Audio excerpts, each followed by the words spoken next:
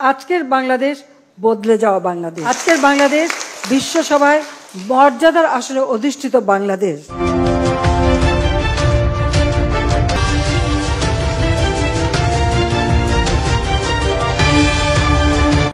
4 August কারফিউর মধ্যেই শেখ হাসিনার নির্দেশে দেশ ত্যাগ করেন তার স্বজনরা, দাবি এক আত্মীয়ের। ঢাকা, 11 জুন 2025।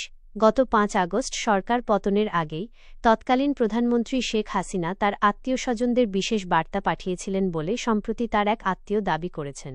ওই আত্মীয়ের ঘনিষ্ঠজনদের একজন জানিয়েছেন, শেখ হাসিনার নির্দেশ পেয়ে দেশ ত্যাগ করতে না পারলে বর্তমানে তাকে জেলে থাকতে হতো।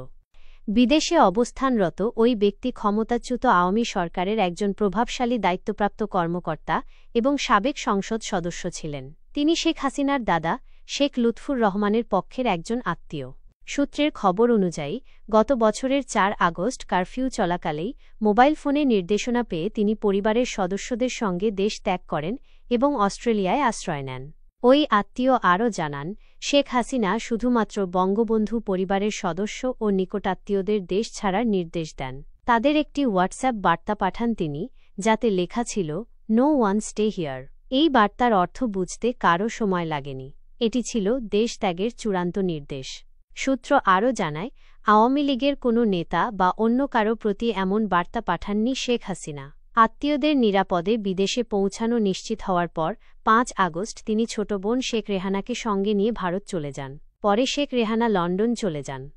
ইতিমধ্যে শেখ হাসিনার নেতৃত্বাধীন রাজনৈতিক দল আওয়ামী লীগের সব ধরনের কার্যক্রম সাময়িকভাবে নিষিদ্ধ করেছে বর্তমান অন্তর্বর্তীকালীন সরকার।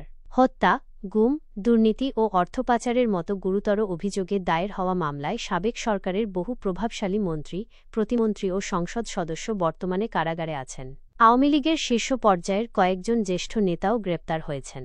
তবে শেখ হাসিনার ঘনিষ্ঠ আত্মীয়দের অনেকেই সরকার পতনের আগেই দেশ ত্যাগ করে বিভিন্ন দেশে, যেমন যুক্তরাষ্ট্র, কানাডা, যুক্তরাজ্য, অস্ট্রেলিয়া ও সিঙ্গাপুরে নিরাপদ আশ্রয় নিয়েছেন।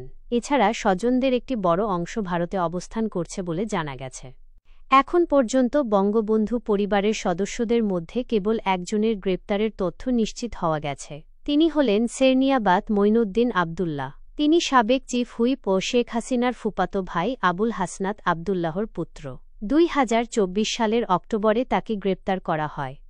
অস্ট্রেলিয়ায় অবস্থানরত বঙ্গবন্ধু পরিবারের ওই সদস্য জানিয়েছেন, 2024 সালের 3 আগস্ট বিকেলে শেখ হাসিনা বুঝতে পারেন যে তার সরকার আর টিকবে না। ওই সময় তিনি পরিবারের কয়েকজন সিনিয়র সদস্যের সঙ্গে আলাপ করে আশঙ্কা প্রকাশ করেন এবং বলেন, পরিস্থিতি অনুকূলে নেই। সুরক্ষার জন্য সবাইকে দেশ ছাড়ার প্রস্তুতি নিতে হবে। তিনি পরিবারের সদস্যদের উদ্দেশ্যে ওই বার্তা দ্রুত ছড়িয়ে দেওয়ার নির্দেশও দেন।